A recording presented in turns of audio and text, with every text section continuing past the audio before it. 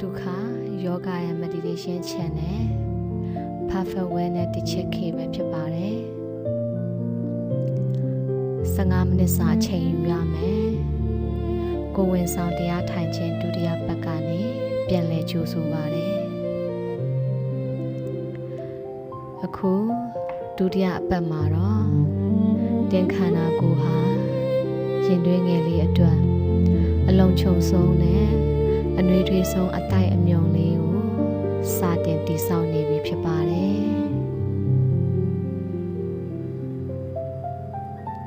အနောက်ရှက်ကင်းတဲ့နေရာလေးတစ်ခုမှာတတောင်တတာဖြစ်ဆုံးအနေအထားနဲ့ထိုင်လိုက်ပါဒါမှမဟုတ်လဲလျောင်းလိုက်ပါတင်းရဲ့မျက်လုံးလေးတွေကိုညင်သာစွာမိတ်ထားလိုက်ပါ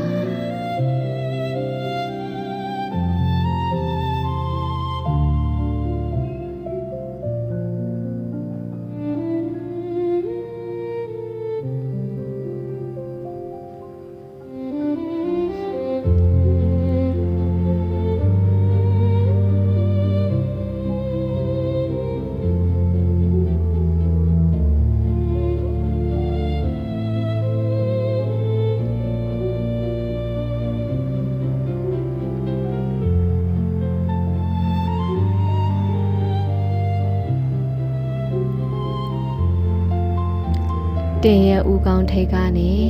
ခြေပြားအထိကြွက်သားတွေကိုဖြည်းဖြည်းချင်းလျှော့ချလိုက်ပါနဖူးကြောတွေကိုလျှော့ပါမေးရိုးတွေကိုလျှော့ပါပခုံးတွေကိုအောက်သို့ချထားလိုက်ပါတင်ခန္ဓာကိုယ်တစ်ခုလုံးအိပ်ရာတို့မဟုတ်ထိုင်ခုံပေါ်မှာအပြည့်အဝအနားယူနေပါစေ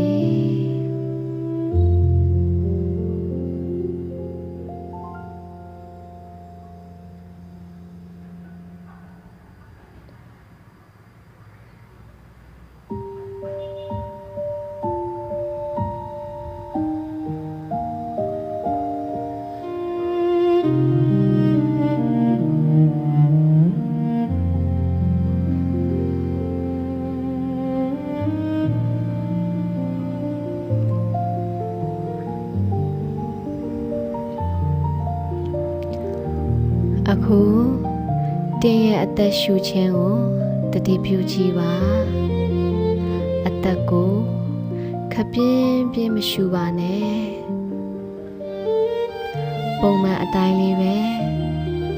ဝင်လေထွက်လေကိုခံစားပါ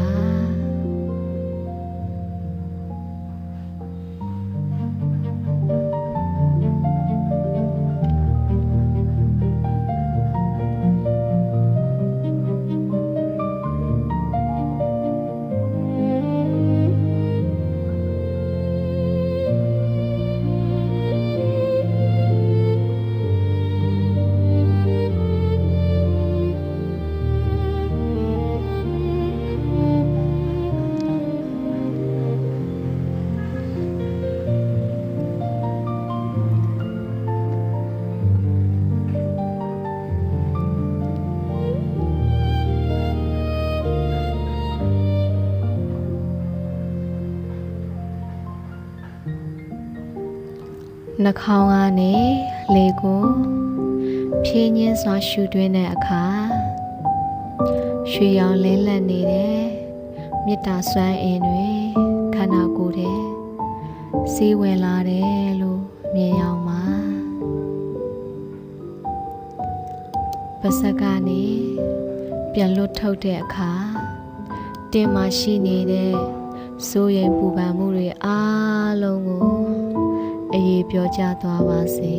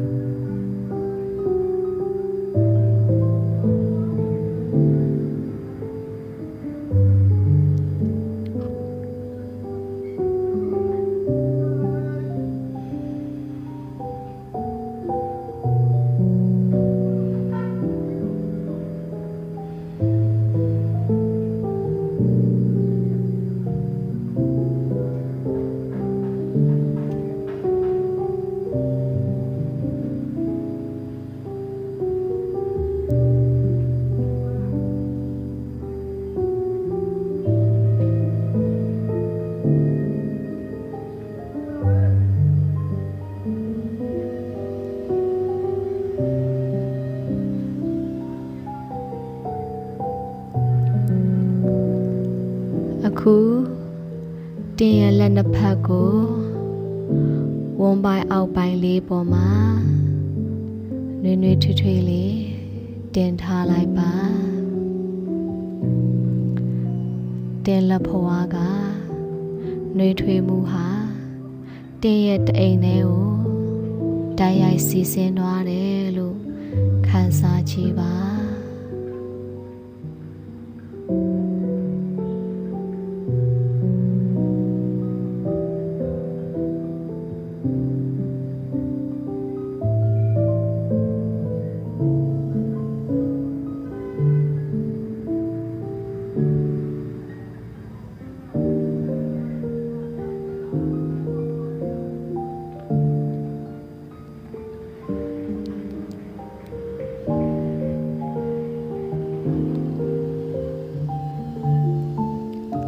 ဒုတိယအပတ်ဆိုတာမြေစီလွာကောင်းတစ်ခုမှာမျိုးစေ့လေးတစ်ခုစတင်ချထားဖို့အကောင်းဆုံးပြင်ဆင်နေတဲ့အချိန်မှာပဲတင်ရဲ့ဝန်းပိုက်ထဲမှာနှွေးထွေးတဲ့အလင်းရောင်လေးတစ်ခုလဲလန်းနေပြီးရင်တွင်းငယ်လေးရှင်တန်ကြီးထွားဖို့အကောင်းဆုံးအိမ်လေးတစ်ခုဖြစ်လာနေပြီလို့မြင်ရောက်ပါ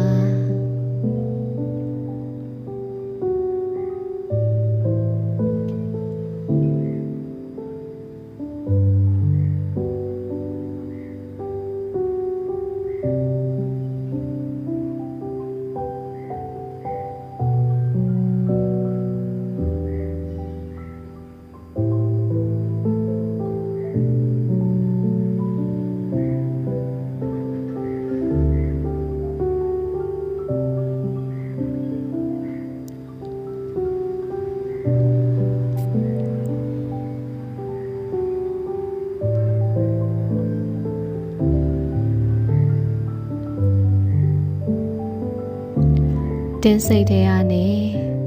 ဒီယုံကြည်မှုစကားလေးတွေကိုဖြည်းဖြည်းချင်းလိုက်ပြောပေးပါငါရဲ့ခန္ဓာကိုယ်ဟာဘဝတစ်ခုကိုကြိုဆိုဖို့အပြည့်အဝအစဉ်တင်းဖြစ်နေပါပြီငါရဲ့တအိမ်ဟာရင်တွင်းငယ်လေးအတွက်အလုံးချုံဆုံးနဲ့အနှွေးထွေးဆုံးနေရာလေးဖြစ်ပါတယ်ငါဟာငြိမ်ချမ်းတည်ငြိမ်နေပြီးဒီတဘာဝတရားရဲ့အံ့ဩဖွယ်ဖြစ်စဉ်ကိုယုံကြည်လက်ခံပါတယ်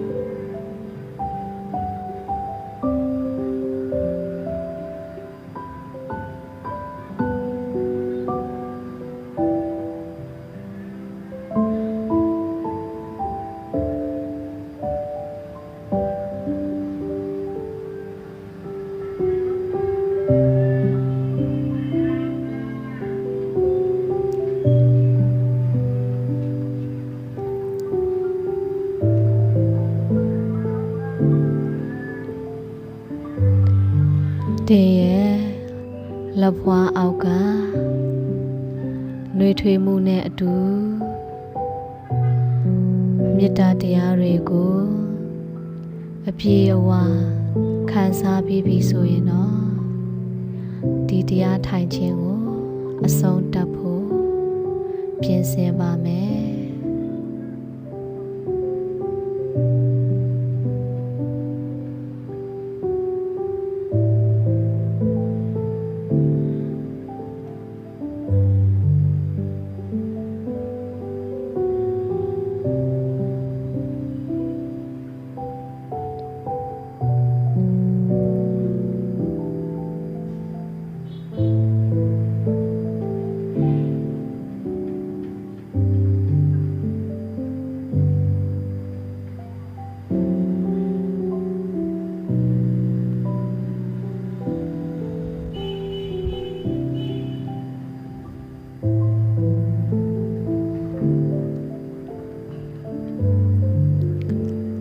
သက်ကိုဝအောင်တစ်ချက်ရှူတွင်းလိုက်ပါပြီးရင်ဖြည်းဖြည်းချင်းအဆုံးထိပြန်ရှူထုတ်လိုက်ပါ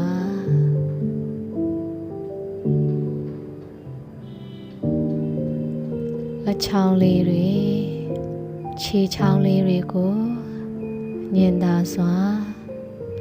လှုပ်ရှားပေးပါ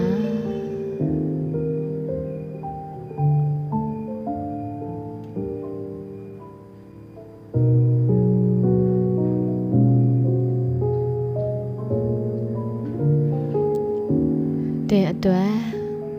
အတင်ဖြစ်တဲ့အချိန်မှာတော့နှွေးထွေးတဲ့အပြုံးလေးတစ်ခုနဲ့မျက်လုံးလေးတွေကိုဖြည်းဖြည်းချင်းဖွင့်နိုင်ပါပြီ